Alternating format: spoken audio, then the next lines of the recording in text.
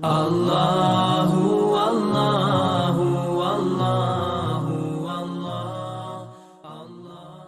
إن الحمد لله نحمده ونستعينه ونستغفره ونعوذ بالله من شرور أنفسنا ومن سيئات أعمالنا من يهده الله فلا مضل له ومن يضلل فلا هادي له وأشهد أن لا إله إلا الله وحده لا شريك له وأشهد أن محمدًا عبده ورسوله صلى الله عليه وعلى آله وصحبه وسلم تسليمًا كثيرًا.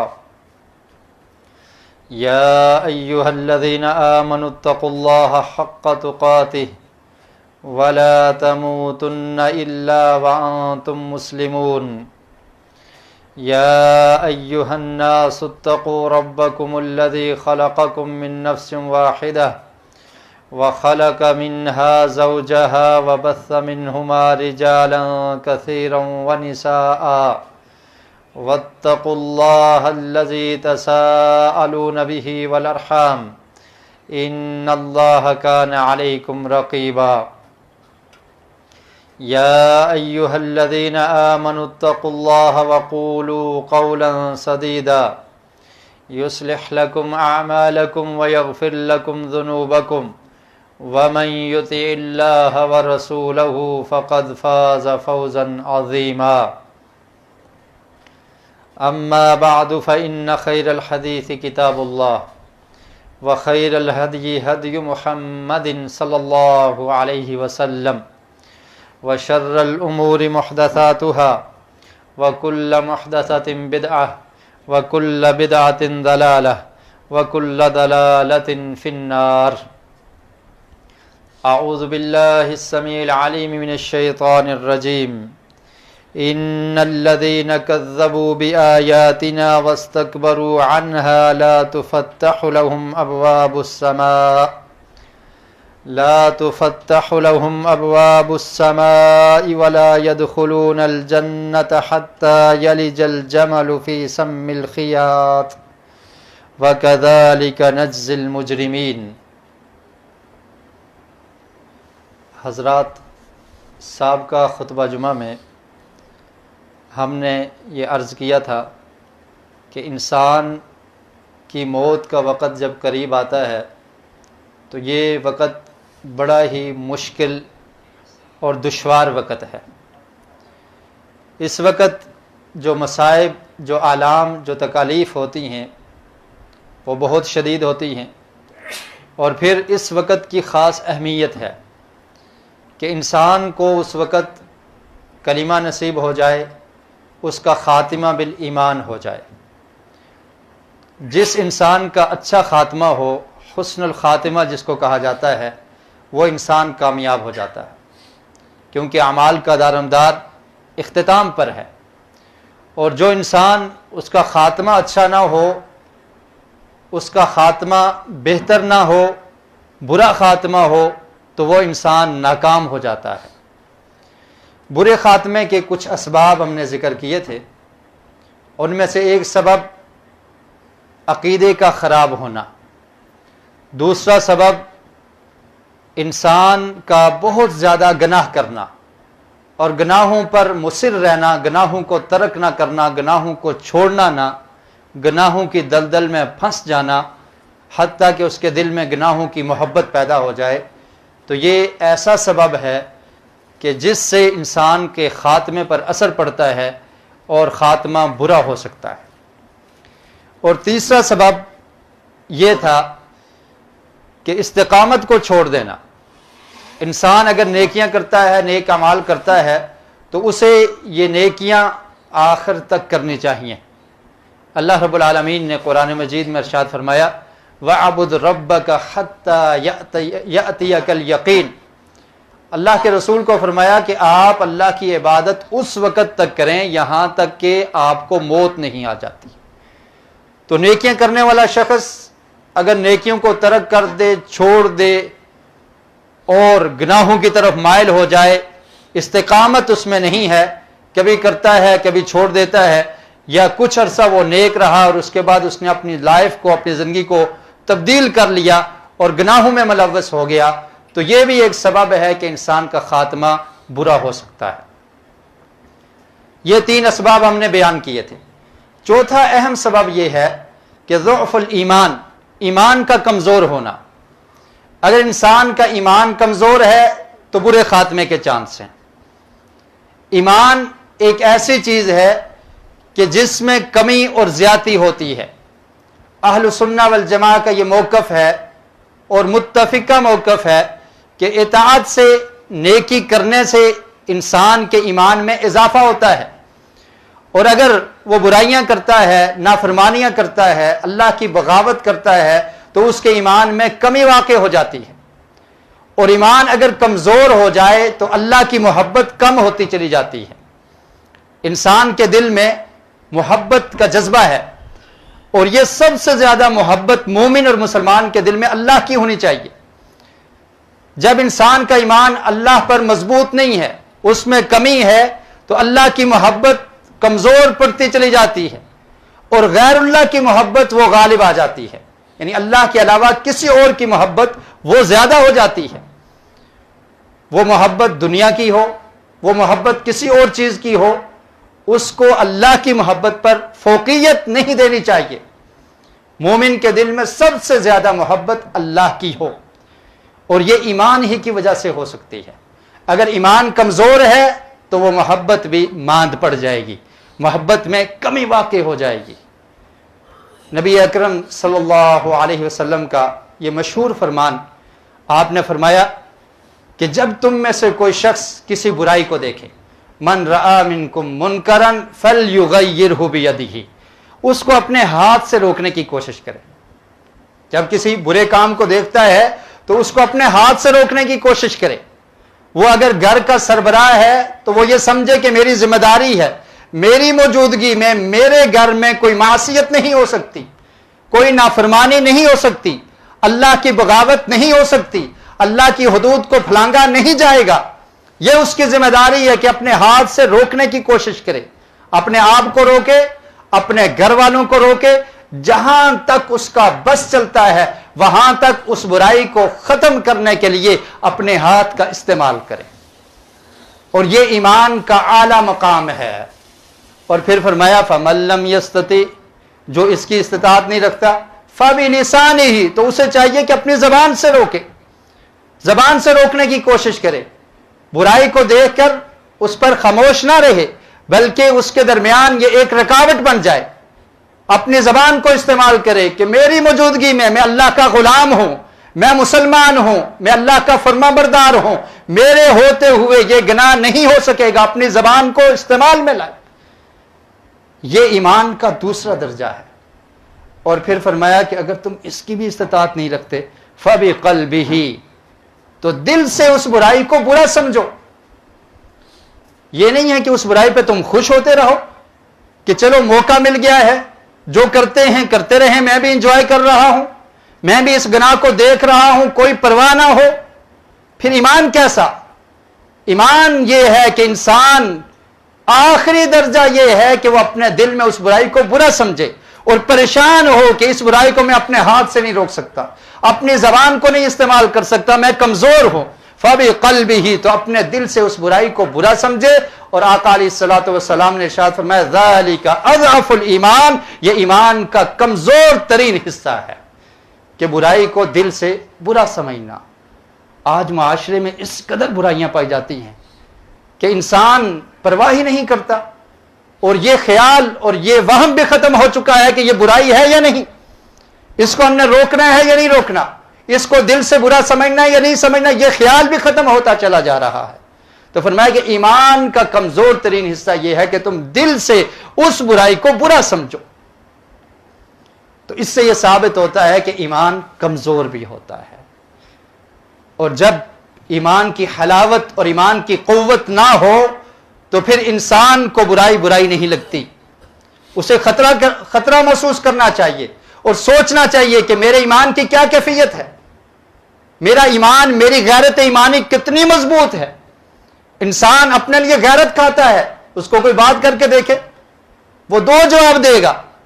اس سے کوئی لڑائی کر کے دیکھے, اس کا مقابلہ کرے گا, اس کی عزت پہ حرف نہیں آنا چاہیے, اس کے سٹیٹس پہ کوئی حرف نہ آ جائے, اس کی بے عزتی نہ ہو جائے. انسان غیرت کھاتا ہے, لیکن مومن اس سے کہیں زیادہ, اپنی ذات سے زیادہ, اپنے والدین سے زیادہ دین کے لیے غیرت مند ہونا چاہیے کہ میری زندگی میں دین کے احکامات کو پسے پش ڈال دیا جائے, حدود اللہ کو پھلانگا جائے.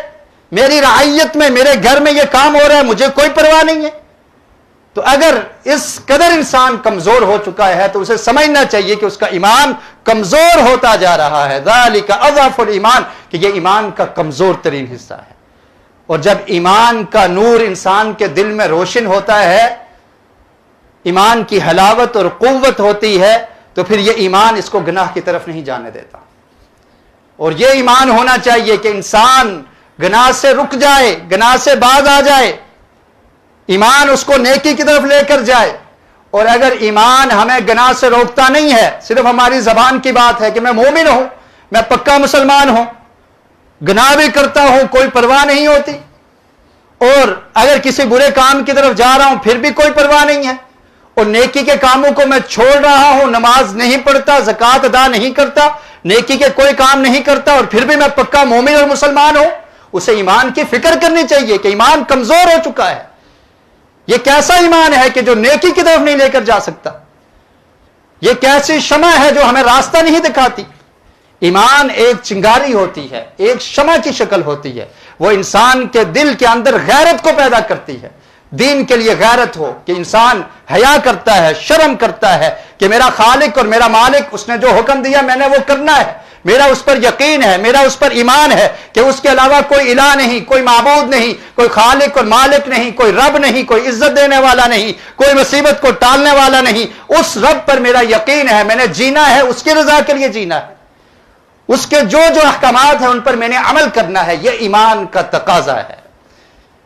اور اگر یہ ایمان کمزور ہوگا تو جب وہ مشکل وقت آئے گا, موت سے پہلے کا وقت, تو انسان کی زبان سے وہی کلمات جاری ہوں گے جس کی محبت اس کے دل میں پائی جاتی ہے. دنیا کی محبت ہوگی تو دنیا کی باتیں, کیونکہ انسان سب کچھ چھوڑ کے جا رہا ہوتا ہے.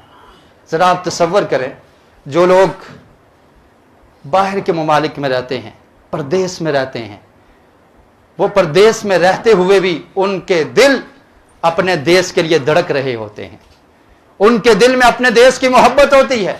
وہ جانتے ہیں کہ یہاں پر ہم عارضی ہیں, ہم مسافر ہیں, جتنی بھی سہولیات ہوں, سب کچھ ہونے کے باوجود وہ مطمئن نہیں ہوتے. انہیں پتا ہے کہ یہاں پر ہم عارضی رہ رہے ہیں, ہم نے جانا ہے. اور اس طرح سے ان کے دل میں فکر ہوتی ہے. لیکن یہ دنیا, اس کو ہم نے چھوڑ کے جانا ہے. اس پردیس میں رہتے ہوئے, اپنے ممالک سے دور رہتے ہوئے لوگوں کی کوشش کیا ہوتی ہے کہ اپنے علاقے میں کوئی کوٹھی بن جائے, کوئی بنگلہ بن جائے, کوئی رہنے کی جگہ بن جائے. کس لیے؟ اور آپ دیکھیں کتنے ایسے لوگ ہیں جو پردیس میں ہیں, وہاں پر کوٹھیاں بنگلے تیار ہیں, خالی پڑے ہوئے ہیں, کوئی رہنے والا نہیں. لیکن کس لیے بنائے؟ کہ ایک دن آئے گا کہ ہم نے واپس وہیں جانا ہے, اس کے لیے ہم نے محل تیار کیا ہوا ہے. یہاں سے چلے گئے تو وہاں پر کیسے گزارا ہوگا, یہ سوچ اور فکر ہے. لیکن یہ فکر مسلمان کو نہیں ہے کہ جب ہم نے ساری دنیا کو چھوڑ دینا ہے, سب کچھ چھوڑ کے آخرت میں جانا ہے, مرنے کے بعد کی جو زندگی ہے اس میں کون سا محل ہم نے تیار کیا ہوا ہے, وہاں پر ہمیں سکون مل جائے, وہاں پر اطمینان مل جائے, وہ زندگی اچھی گزر جائے. اس کے لیے کیا سوچ ہے, کیا فکر ہے؟ کوئی فکر, کوئی سوچ نہیں. تو انسان جب دنیا کو چھوڑے گا, اگر دنیا کی محبت زیادہ ہوئی تو پھر یہ غالب آ جائے گی, کیونکہ اللہ کی محبت, اللہ سے ملاقات کی محبت وہ کم ہے.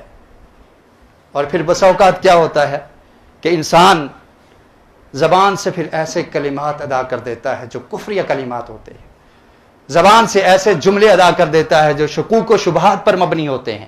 اللہ کے بارے میں یقین نہیں ہے تو اس مشکل وقت میں ایسے الفاظ ادا کرتا ہے کہ اس کی آخرت برباد ہو جاتی ہے, کفر کر بڑھتا ہے, انکار کر بڑھتا ہے. اور دوسرا وہ شخص کہ جس کے دل میں محبت ہے دنیا کی لیکن کچھ کم ہے, تو بسا اوقات اس کی زبان سے بھی ایسے کلمات نکلنے کے چانس ہوتے ہیں کہ وہ دنیا کی محبت میں کچھ کلمات کہہ دے لیکن وہ کفر کی حد تک نہیں پہنچتے، نفاق کی حد تک نہیں پہنچتے، تو اللہ رب العالمین اپنی رحمت سے اس کو معاف کر سکتے ہیں، یا وہ گناہ کی سزا پانے کے بعد اپنے ایمان کی وجہ سے آخر کار جنت میں چلا جائے گا۔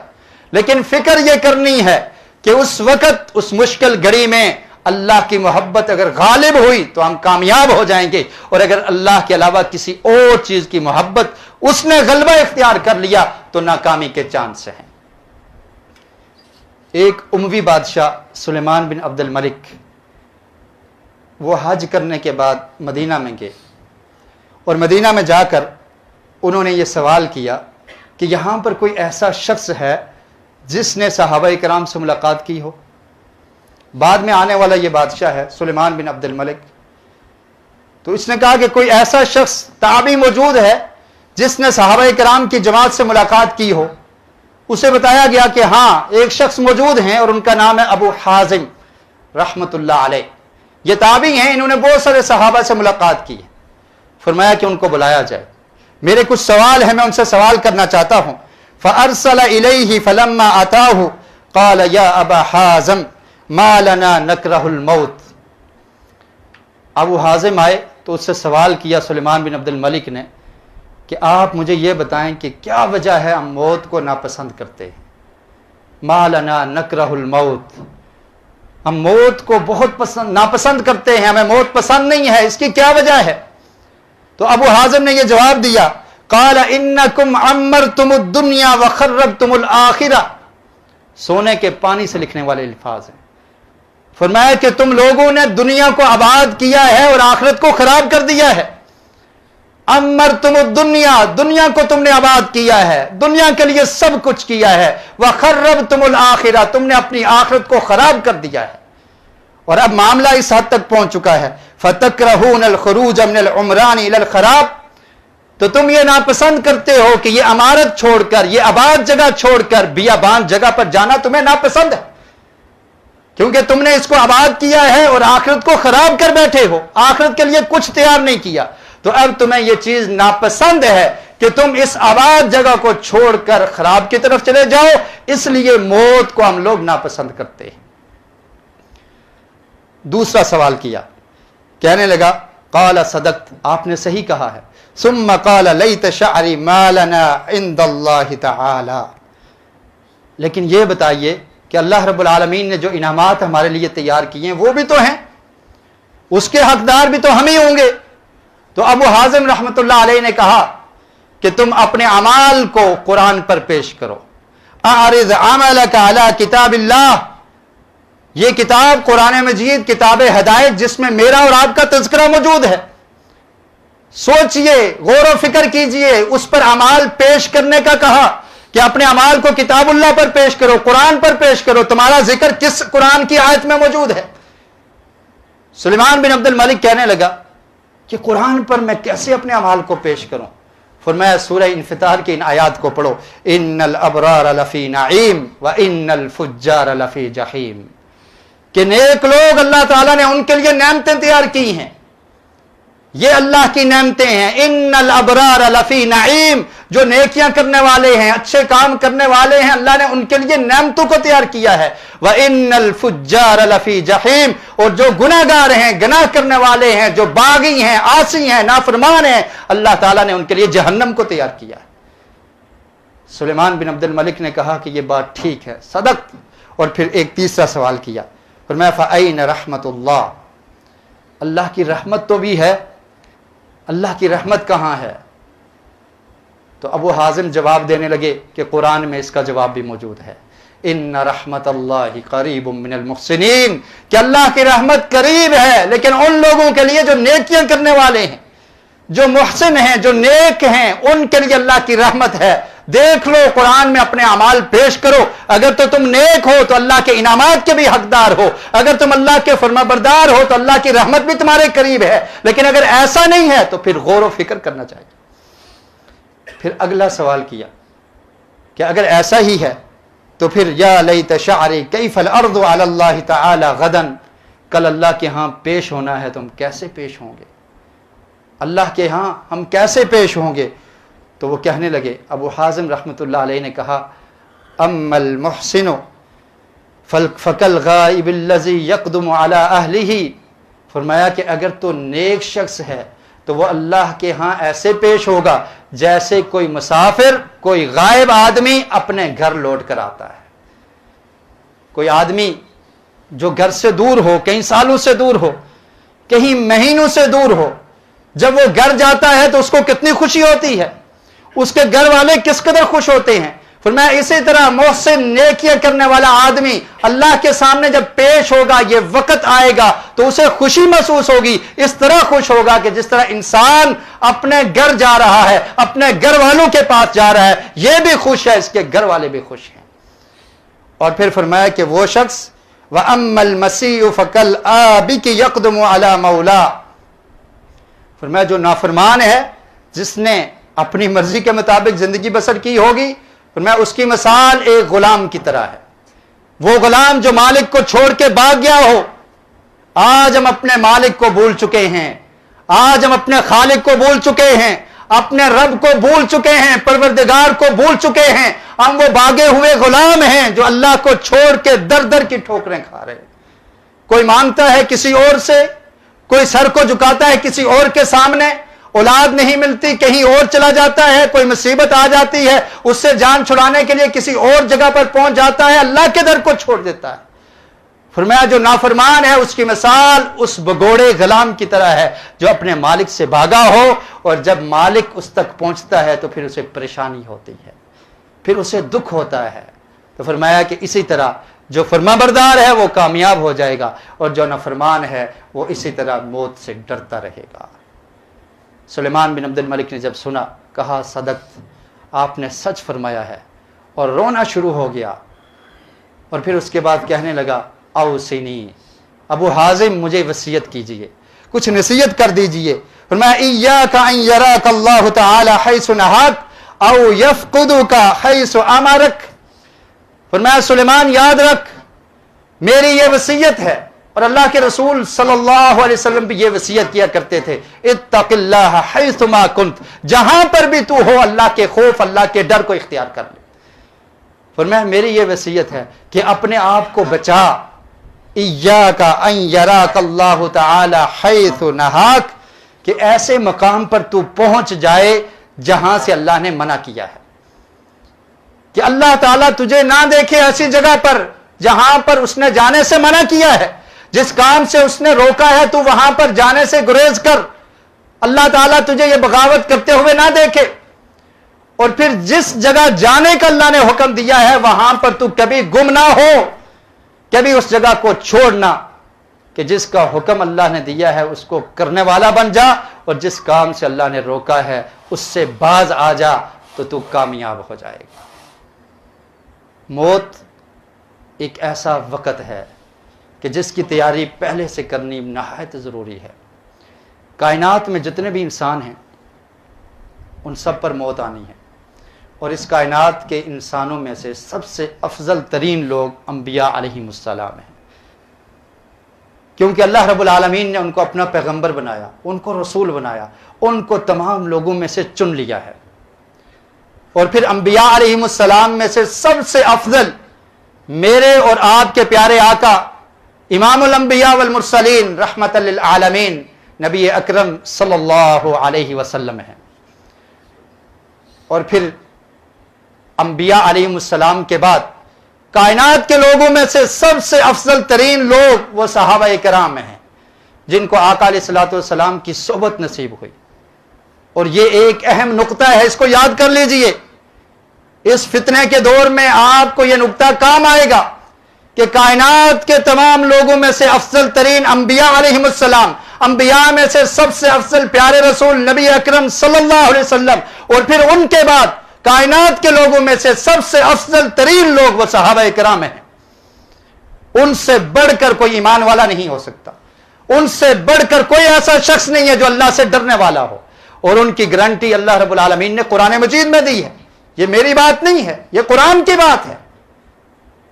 وہ کہتے ہیں نا کہ 100 سونار کی ایک لوہار کی، تو 100 باتیں لوگ کریں گے، اس کا ایک ہی جواب ہے کہ اللہ رب العالمین نے ان ہستیوں کی گارنٹی دے دی۔ رضی اللہ عنہم ورضوا عنہ ذالک لمن خشی ربہ، سورہ بینہ۔ فرمایا اللہ تعالیٰ ان سے راضی ہو گیا اور وہ اللہ سے راضی ہو گئے، اس سے بڑی گارنٹی کیا ہو سکتی ہے؟ تو کائنات کے تمام لوگوں میں سے افضل ترین ہستیاں انبیاء علیہم السلام کے بعد وہ صحابہ کرام ہیں۔ ان کے بارے میں ہم کوئی گستاخی، کوئی ایسی بات برداشت نہیں کر سکتے، کیونکہ وہ ہمارے ایمان کا معیار ہیں۔ اگر ہم ان جیسا ایمان لائیں گے تو قرآن کہتا ہے تب تم ہدایت یافتہ ہو، اور یہ ایک بات تمام لوگوں کو خاموش کروانے کے لیے کافی ہے کہ صحابہ کرام کی عزت پر، ان کی توقیر پر کوئی کمپرومائز نہیں ہو سکتی۔ ان کے بارے میں ہم کچھ نہیں سن سکتے، کیونکہ ان کے بارے میں رب العالمین نے فرمایا کہ اللہ تعالیٰ ان سے راضی ہو چکا ہے۔ تو میں عرض یہ کر رہا تھا کہ انبیاء علیہم السلام کی موت کا وقت جب آتا ہے تو یہ بھی انبیاء کی فضیلت ہے کہ اللہ تعالیٰ ان کو اختیار دیتے ہیں کہ تم چاہو تو دنیا کو اختیار کر لو اور چاہو تو آخرت کو اختیار کر لو، کیونکہ دنیا کی زندگی تم نے اللہ کے لیے وقف کی ہے، اب وہ انعام کا وقت آ چکا ہے۔ صحیح البخاری میں حدیث ہے، حضرت عائشہ رضی اللہ تعالی عنہ بیان کرتی ہیں، کان رسول اللہ صلی اللہ علیہ وسلم یقول وہو صحیح، فرمایا کہ اللہ کے رسول صلی اللہ علیہ وسلم جب صحت کی حالت میں تھے، تندرست تھے، تو آپ ہمیں ایک فرمان سنایا کرتے تھے، اور وہ فرمان کیا تھا؟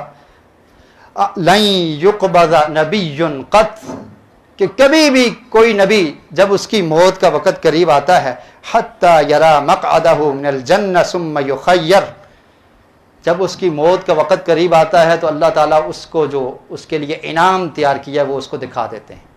یرا مقعدہ من الجنہ، جنت میں یہ آپ کا مقام ہے، اللہ تعالیٰ موت کے وقت انبیاء کو دکھا دیتے ہیں، اور جب انبیاء علیہ السلام دیکھ لیتے ہیں، ثم یخیر، پھر ان کو اختیار دے دیا جاتا ہے کہ اب تمہیں اختیار ہے، چاہو تو دنیا کو اختیار کر لو، چاہو میرے پاس آ جاؤ۔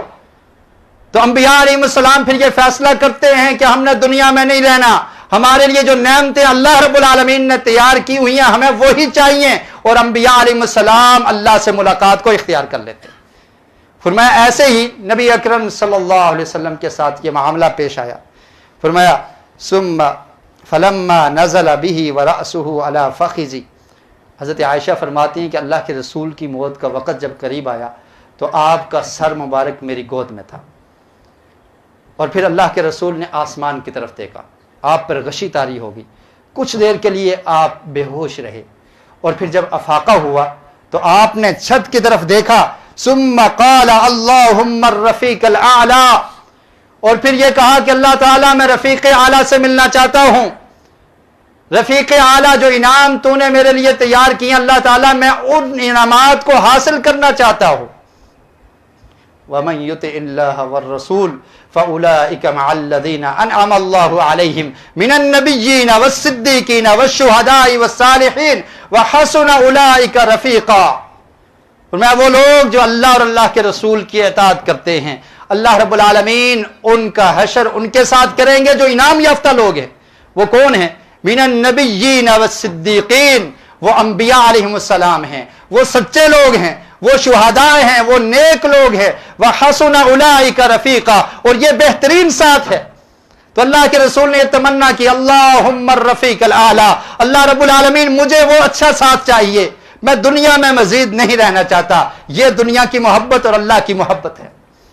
جب اللہ کی محبت غالب ہوگی تو انسان یہ تمنا کرے گا کہ میری رب سے ملاقات ہو جائے، اور اللہ کے رسول نے فرمایا تھا من احب لقاء اللہ احب اللہ لقاءہ، جو اللہ سے محبت کرتا ہے، اللہ سے ملاقات کو پسند کرتا ہے، اللہ تعالیٰ اس سے ملاقات کو پسند کرتے ہیں۔ اللہ کے رسول نے فرمایا کہ میں رفیق اعلیٰ کے ساتھ ملنا چاہتا ہوں۔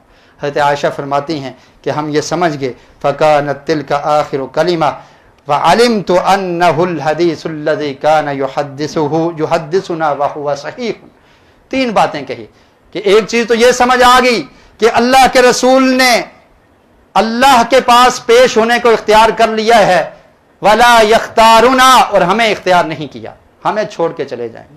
اور دوسری بات یہ بھی سمجھ آ گئی کہ اللہ کے رسول جو فرمایا کرتے تھے کہ موت سے پہلے انبیاء علیہ السلام کو اختیار ملتا ہے، اللہ کے رسول کو بھی اختیار دیا گیا اور آپ نے آخرت کو چوز کر لیا ہے۔ اور تیسری بات یہ بھی سمجھ آ گئی کہ اللہ کے رسول کا یہ آخری کلمہ ہے اللہم الرفیق الاعلی، کہ اللہ تعالیٰ میں تجھ سے ملاقات کرنا چاہتا ہوں۔ تو انبیاء علیہ السلام کو اللہ رب العالمین اختیار دیتے ہیں، اور جو عام انسان ہیں ان کی موت کے وقت جب روح ان کی گردن سے جدا ہو جاتی ہے، اس کے بعد اس کا سفر آسمان کی طرف ہوتا ہے۔ اس کے بارے میں بہت ساری احادیث ہیں۔ ایک حدیث صحیح مسلم میں حضرت ابو ہریرہ رضی اللہ تعالیٰ عنہ بیان کرتے ہیں، اللہ کے رسول نے فرمایا اذا خرجت الروح المؤمن تلقاها ملکان یسعدانها قال حماد فذکر من طیب ریحها وذکر المسک، قال فرمایا کہ جب انسان کی موت کا وقت قریب آتا ہے، اس کی روح اس کے جسم سے جدا ہوتی ہے تو دو فرشتے اس کی روح کو لیتے ہیں۔ فرشتے بہت سارے حاضر ہوتے ہیں، ملک الموت ایک ہی ہے موت کا فرشتہ، اس کے ساتھ مدد کے لیے بہت سارے فرشتے حاضر ہوتے ہیں، جنت سے کفن لے کر، جنت سے خوشبو لے کر نیک آدمی کے لیے وہ آتے ہیں۔ فرمایا جب اس کی روح اس کے جسم سے جدا ہوتی ہے، وہ دو فرشتے اس کو ہاتھوں ہاتھ لیتے ہیں اور پھر آسمان کی طرف لے کر چلنا شروع کر دیتے ہیں۔ اور پھر اللہ کے رسول نے فرمایا کہ اس سے جو خوشبو آ رہی ہوتی ہے، مسک کستوری کی طرح اس سے خوشبو آتی ہے۔ پہلے آسمان پر پہنچتے ہیں، دروازہ کھلنے کا مطالبہ کیا جاتا ہے، اس شخص کا نام لیا جاتا ہے، فرشتے خوش ہوتے ہیں اور آسمان کے دروازے کھلتے چلے جاتے ہیں، حتیٰ کہ ساتویں آسمان تک انسان کی روح پہنچ جاتی ہے۔ اور پھر اس کے بعد اگر نافرمان شخص ہے، باغی شخص ہے، کافر شخص ہے، تو اس کی روح جب نکلتی ہے، فرشتے اس کی روح کو نکالتے ہیں، اس کو بھی آسمان کی طرف لے کر جاتے ہیں۔ اور اللہ کے رسول نے اس کی سمیل کے بارے میں اور اس پر جو فرشتوں کی طرف سے لعنتیں ہوتی ہیں ان کا ذکر کیا کہ فرشتے لعنت کرتے ہیں، اور ہر ایک کی یہ کوشش ہوتی ہے کہ اس روح کو میں نہ لے لوں، اس سے سمیل آ رہی ہے، یہ بری روح ہے، اور پھر اس کو سختی سے کہا جاتا ہے کہ اس جسم کو چھوڑ کے تو نکل جا۔ اور اس کی روح جب نکلتی ہے، فرشتے اس کو بڑی ہی کراہت سے اپنے ہاتھوں میں لیتے ہیں اور فوراً دوسرے کو تھمانے کی کوشش کرتے ہیں۔ جب دوسرے تک پہنچتی ہے پھر تیسرے کو دے دی جاتی ہے، آسمان پر پہنچتی ہے تو آسمان کے دروازے نہیں کھلتے۔ اور قرآن مجید میں اللہ رب العالمین نے ایسے لوگوں کے بارے میں فرمایا ان الذين كذبوا بآياتنا واستكبروا عنها لا تفتح لهم ابواب السماء ولا يدخلون الجنة، فرمایا وہ لوگ جنہوں نے دنیا میں ہماری آیات کو جھٹلا دیا، جنہوں نے اس کی تکذیب کی، تکبر کرتے رہے، اللہ کے نافرمان رہے، ان کے لیے فرمایا لا تفتح لهم ابواب السماء، آسمان کے دروازے ان کے لیے نہیں کھلیں گے۔ مومن روح کو پروٹوکول ملے گا، اور جو کافر اور فاسق اور نافرمان ہوگا اس کی روح کے لیے آسمان کے دروازے ہی نہیں کھلیں گے، دروازے بند ہو جائیں گے۔ اور پھر فرمایا ولا يدخلون الجنہ، اور ایسے لوگ جنت میں بھی داخل نہیں ہو سکتے حتی یلج الجمل فی سم الخیاط، یہاں تک کہ سوئی کے ناکے سے اونٹ داخل ہو جائے۔ جیسے سوئی کے ناکے سے اونٹ داخل نہیں ہو سکتا، فرمایا اسی طرح یہ لوگ جنت میں نہیں جا سکیں گے۔ تو یہ کافر، منافق، فاسق اور فاجر، آیات کو جھٹلانے والے، انکار کرنے والے، ان کا یہ حشر ہوگا۔ اور پھر اللہ نے فرمایا وَكَذَلِكَ نَجْزِي الْمُجْرِمِينَ، ایسے ہی جو مجرم لوگ ہیں ان کو ہم ایسے ہی بدلہ دیا کرتے ہیں۔ اس کے متعلق انشاءاللہ نیکسٹ خطبہ جمعہ میں تفصیل سے بات ہوگی کہ انسان کی روح جب اس کے جسم سے جدا ہوتی ہے پھر اس کا آسمان کی طرف سفر کیسے ہوتا ہے۔ اللہ رب العالمین سے دعا ہے کہ اللہ تعالی ہمیں حقیقی معنوں میں کتاب و سنت کو سمجھنے کی اور اس پر عمل کرنے کی توفیق نصیب فرمائے۔ وما علیہ الا البلاغ المبین۔ رحمتیں نچاور کرتا ہے تو برکتوں سے دام